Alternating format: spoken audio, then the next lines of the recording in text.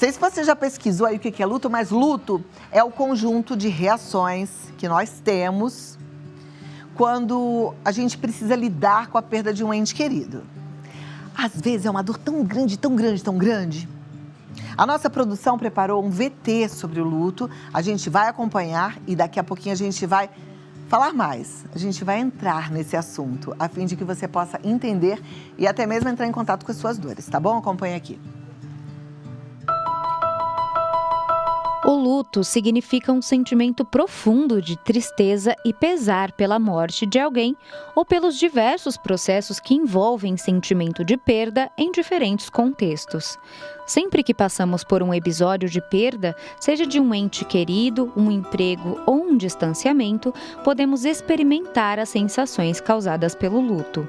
Para melhor entender o luto, é necessário entender alguns estágios dele e é de extrema importância perceber que cada indivíduo vivencia esses estágios em tempos diferentes. Vamos saber mais sobre o assunto?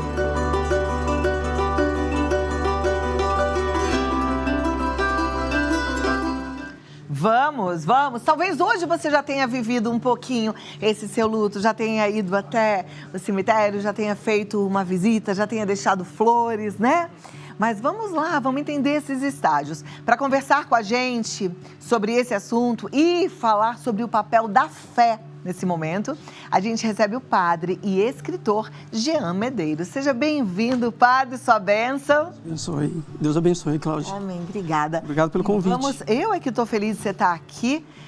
Feriado, tem muita gente assistindo, tem gente que nunca assistiu ao programa, primeira vez assistindo ao programa. Muito obrigada a todos vocês. Mas eu acho tão propício a gente estar aqui com um programa feito sob medida para o dia de hoje, né? Porque quem está sentindo dor, sente dor o tempo todo, mas nesse dia parece que vem mais forte, né? Parece que fica aquele clima no ar, não é verdade? Eu defino o dia de hoje como um dia muito delicado, mas ao mesmo tempo, na perspectiva da fé cristã, Cláudia, um dia bonito.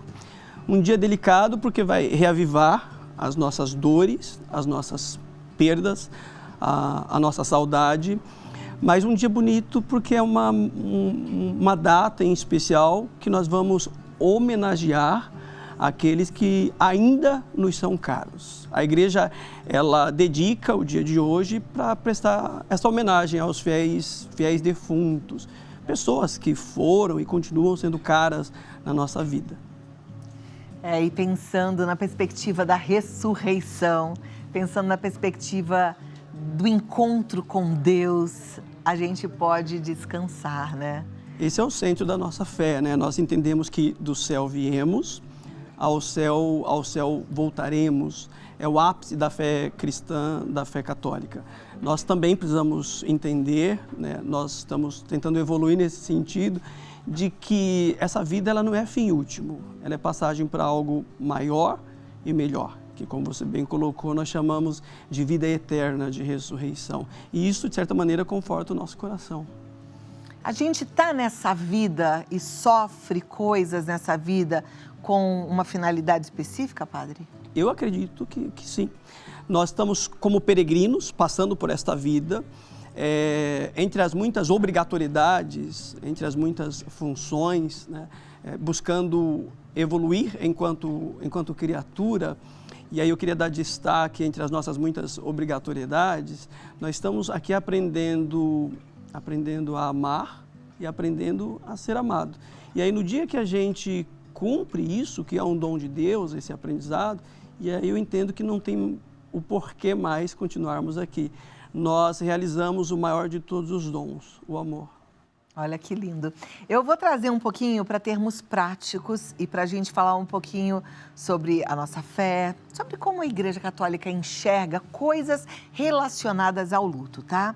Tem gente que se culpa porque não conseguiu sorrir mais. A gente é obrigado a se refazer de um luto? Eu acredito que você fez a pergunta, né? O porquê estarmos aqui. Cada um de nós tem uma vocação muito pessoal, muito particular. Deus deu uma vida para cada um de nós e cada um de nós é responsável pela própria vida, em singular, em particular. Então eu preciso, quando eu faço a experiência da perda, a experiência do luto, eu preciso fechar este ciclo, né? Eu preciso fechar um ciclo na minha vida. Este ente querido, ele findou a sua caminhada, eu não. Eu preciso dar continuidade ao meu peregrinar. Eu ainda tenho muita coisa para produzir. Eu ainda tenho muita coisa para construir. Eu ainda tenho muita coisa para aprender. Eu ainda tenho muita gente para amar. Olha, isso é lindo. Aí me lembrei, né? Tem um versículo que fala que cada um vai dar conta de si, né? Aí eu achei lindo tudo isso que o senhor falou, padre. A gente ainda tem muita coisa para fazer, a gente ainda tem muita gente para amar. A gente precisa continuar cumprindo o propósito de Deus para a nossa existência aqui na Terra. Exatamente. Né? E aí é importante procurar uma saída para essa dor. Nós temos duas vias, né? Eu gosto bastante dessa ferramenta poderosa que é a psicologia. Ela nos apresenta ali as etapas de elaboração do luto. É uma experiência muito pessoal, muito particular, que talvez sozinho eu não consiga. Então a psicologia é uma ferramenta de cura. A espiritualidade é outra ferramenta bastante poderosa, que eu também oriento buscar o sacerdote, o diretor espiritual, os sacerdotes espalhados pelas comunidades, paróquias, pelas nossas igrejas, que vão nos ajudar nesta elaboração do luto. Eu entendo que, por mais doloroso que seja, para nós cristãos, necessariamente eu não preciso passar por este caminho de dor sozinho. Não existe essa necessidade de passar sozinho. Ter a humildade, né, de pedir socorro. Padre, tem cura? Tem cura. Tem como amenizar? Tem como amenizar. Gosto muito da fala, Cláudia, de alguns sacerdotes que colocam assim, a tristeza, a gente tem que trabalhar para curar essa tristeza. A tristeza, eu não posso carregar essa tristeza a vida inteira. Eu vou trocar essa tristeza pela saudade. E aí esse processo precisa ser trabalhado ou na psicologia ou na direção espiritual. Gostei. Me lembrei da música que a gente conhece, cantada pelo Padre Marcelo, que diz: a alegria está no coração de quem já conhece a Jesus. A gente precisa ser alegre quando tem Jesus com a gente? É uma característica dos cristãos, né? Nós somos, enquanto cristãos, pessoas felizes, alegres, porque nosso Senhor Jesus Cristo, ele é festivo, ele é alegre, ele é de bem com a vida, tem um humor muito positivo, e nós somos chamados a nos configurarmos ao Cristo, né? É o nosso referencial. Agora, não necessariamente em momentos específicos, como, por exemplo, finados. Eu tenho que ser aquilo que está dentro do meu interior, né? Então, se eu quero ali estar em um momento mais de introspecção, eu não vou falar tristeza, um momento de introspecção, um momento de sacralidade, de espiritualidade, e eu preciso ser respeitado nesse meu ser, nessa data de hoje. Agora, se para mim, a minha maneira de elaborar o meu luto é um momento musical, é um momento festivo, por que não? Algumas culturas espalhadas pelo mundo, elas vão homenagear os seus falecidos justamente a partir de festividade. Isso tem que ser respeitado, não tem uma regra, não tem uma normativa. Me lembrei do México. O México faz uma grande festividade no Dia dos Mortos, né? Inclusive, em todos os lugares que a gente chega, tem tudo quanto é coisinha relacionada a essa data, doces, bolos, brinquedos, pirulitos, né? Eles fazem uma festividade. E essa festividade é para celebrar a vida que a pessoa teve ao nosso lado. Eu sempre, quando preciso falar com alguém que está sofrendo pelo luto, pela perda de um ente querido, eu penso muito pela perspectiva assim, puxa vida, se você está sofrendo, é porque você teve o privilégio de ter essa pessoa do seu lado, né? Então, as minhas amigas às vezes perdem o marido, eu falo, que lindo que você pôde amar e ser amada. Tem mulheres que nunca experimentaram isso, então isso é motivo de agradecer, né? Pessoas que perderam, infelizmente, não é ordem natural da vida, eu não sei que tamanho de dor é essa, não quero sentir. Tem mulheres que perderam seus filhos, mas que bom que você teve um filho, né? Teve mulher que nunca teve. Eu entendo que Deus dá as coisas pra gente, na verdade Ele empresta, porque são dele, né? E é no tempo dele e pelo tempo dele que elas duram com a gente. Eu acredito que dói muito esses exemplos que você coloca justamente por uma palavra muito curiosa chamada apego, os nossos não são nossos, né? Estamos aqui, uns passando pela vida dos outros, né? E você cita, né, o relacionamento, os cônjuges, né? A dor da saudade, né? A dor do amor. Não é quantidade. Necessariamente não preciso ter celebrado bodas de ouro, bodas de prata. Não é quantidade, nunca foi quantidade. É intensidade, é qualidade. Pode ter sido pouco tempo de convivência com o meu cônjuge, com o meu filho ou com quem quer que seja, mas foi intenso. Por Maravilha. Isso eu sinto falta, por isso eu sinto saudade. Eu sinto saudade daquilo que me faz falta. Exato. Você falou ainda há pouco, padre, que a espiritualidade, ela nos ajuda, inclusive, na parte física, né? Eu me lembrei que, outro dia, conversando com um psiquiatra, ele estava falando que ressonâncias magnéticas mostram que pessoas espiritualizadas, elas têm um outro tipo de atividade cerebral. Olha que interessante. Então, a gente precisa realmente buscar, né? Tá muito perto, desenvolver a nossa fé. Eu falo no começo do programa que uma das formas que eu entendo que a gente alimenta a nossa fé tá aqui acompanhando a Rede Vida, tá indo à missa, tá assistindo a missa, tá rezando, mas também lendo a Bíblia, né, fazendo as nossas orações, às vezes até chorando. A gente pode chorar para Deus? Sim, vários são os caminhos, várias são as formas, as maneiras de nos conectarmos com Deus. As lágrimas também, né? Eu entendo que as lágrimas, elas vão regar o coração de Deus, né? Claro que numa perspectiva espiritual, eu coloco isso, e não teológica. Muito, quando eu falo da minha relação com Deus, Cláudia, eu estou falando de algo pessoal, de algo particular, de algo íntimo. E quando é a minha intimidade, sou eu e Deus prescruta o meu coração. Ele sabe o porquê eu estou me manifestando dessa maneira, né? O que é belo em Deus, né? Esse não julgar de Deus, esse acolhimento de Deus. Seja nas minhas fraquezas, seja nas minhas fortalezas, nos meus momentos de alegria, seja no meu momento de luto, seja na minha dor, no meu sofrimento. E que outras atitudes podem ajudar nesse processo de superar o luto? A sacralidade, a espiritualidade, a religião, né? Ela é uma ferramenta bastante poderosa, bastante eficaz. A fé ela tem um poder assim, absurdo de cura, um poder curativo, né?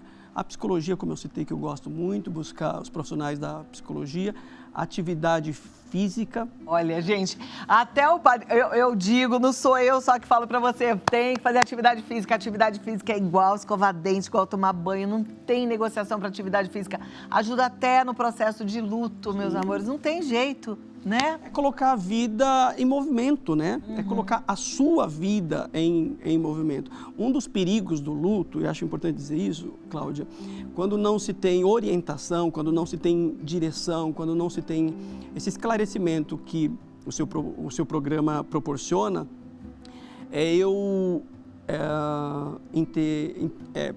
falecer uma pessoa e eu enterrar duas. Falecer uma pessoa, um ente querido, e eu enterrar duas. Então, uma pessoa que desiste da própria vida pelo processo de luto, ela está pecando, ela está cometendo um pecado. Exatamente. Ela está desistindo de viver. Exatamente.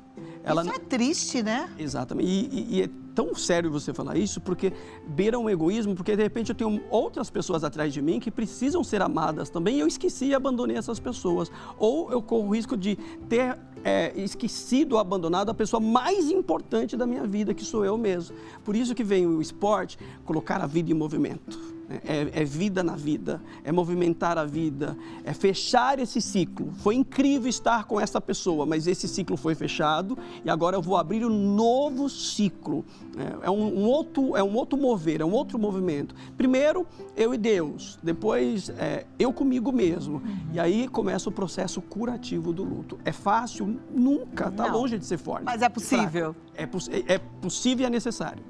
Maravilha. Agora, em termos práticos, porque tem gente que gosta de saber coisas. Quem ficou viúvo pode casar, padre? Isso é bem pessoal, né? Eu te falo isso por causa da direção espiritual. Algumas pessoas fazem a experiência do sacramento do matrimônio, do relacionamento conjugal, e é uma experiência incrível, fecha-se esse ciclo, né? E de repente ela opta por ficar com a pessoa mais importante da vida dela, que é ela mesma, né? E é uma experiência incrível. Tem outras pessoas que elas vão dizer, olha, eu não tenho vocação para ficar só, a minha vocação é constituir família. Então se abra à afetividade, se permita viver um grande amor, né? A igreja, ela não só permite, como ela abençoa, né?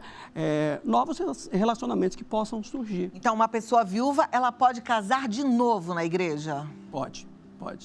Eu diria deve. Então, aí eu já vou abrir aqui um parêntese, né? Para os filhos que estão assistindo, porque tem filhos ciumentos e nesse processo não aceitam e atrapalham, gente, a cura, né? Para que a pessoa possa tocar a vida adiante. Não é verdade? E aí esses filhos precisam de cura e libertação, né? A gente colocou no início da nossa conversa o apego, né? Ou essa dependência, ou esse sentimento de posse. Geralmente isso é relativamente comum, filhos homens em relação às mães que são viúvas, né? Então, respeitar a afetividade da mãe, respeitar as escolhas da mãe, permitir que a mãe recomece a sua vida afetiva. Perfeito, maravilha. É necessário usar preto quando a gente está de luto, padre? Isso é cultural, né? Nós herdamos essa cultura da Europa, né? Eu, enquanto igreja, eu sou bastante simbólico, eu gosto dos símbolos, né? Eu não diria que existe uma obrigatoriedade, né? Nós sabemos que o preto ali, ele simboliza esse momento de introspecção, mas necessariamente não é uma obrigatoriedade, é algo muito particular e muito pessoal. Agora, claro, a gente pede que em um funeral se observe o máximo de discrição, sobriedade, né? O que é importante em termos de celebração num funeral? O respeito, né? É um momento de dor aqui, sobretudo aqui no Brasil, é um momento de pesar, é um momento de dor, é um momento de sofrimento, de tristeza. Então, o respeito é fundamental. Enquanto igreja, enquanto cerimônia, o que a gente precisa? A gente tem que chamar um padre? Como é que é? Nós chamamos de exéquias, né? A ida do sacerdote, né? A visita do sacerdote. Então, isso é muito natural nas nossas comunidades, nas nossas paróquias. As paróquias estão abertas, né? Então, aqueles que se reconhecem cristãos católicos, chamem o sacerdote, né? Para nós é um momento muito, muito significativo para nós sacerdotes. E aí nós vamos, com muito carinho, com muito respeito, né, participar deste momento de fé. Ali é celebrado um momento de fé. E aí o sacerdote ele vai conduzir uma liturgia que é muito própria.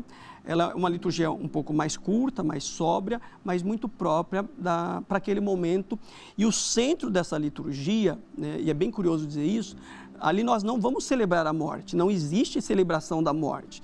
Nós estamos ali rendendo ação de graças a Deus por tudo que essa pessoa, esse ente querido foi em vida, e nós estamos celebrando a liturgia da ressurreição, né? Então, a passagem desta vida para algo maior e melhor que nós chamamos de céu, de vida eterna, sem dizer que também é uma excelente oportunidade de homenagearmos, a partir da nossa espiritualidade, da nossa sacralidade, a partir dessa liturgia, este ente querido.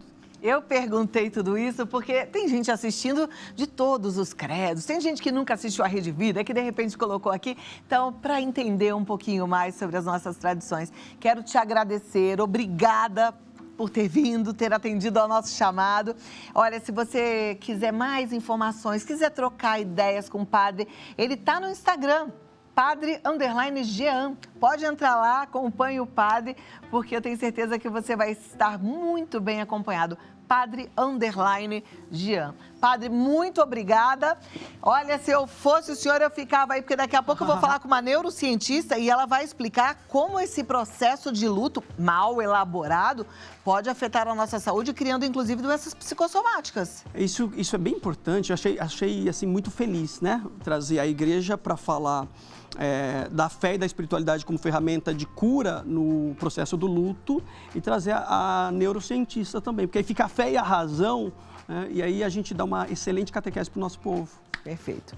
Obrigado. Muito obrigada. Um lindo feriado. Obrigado. Amém. Até a próxima.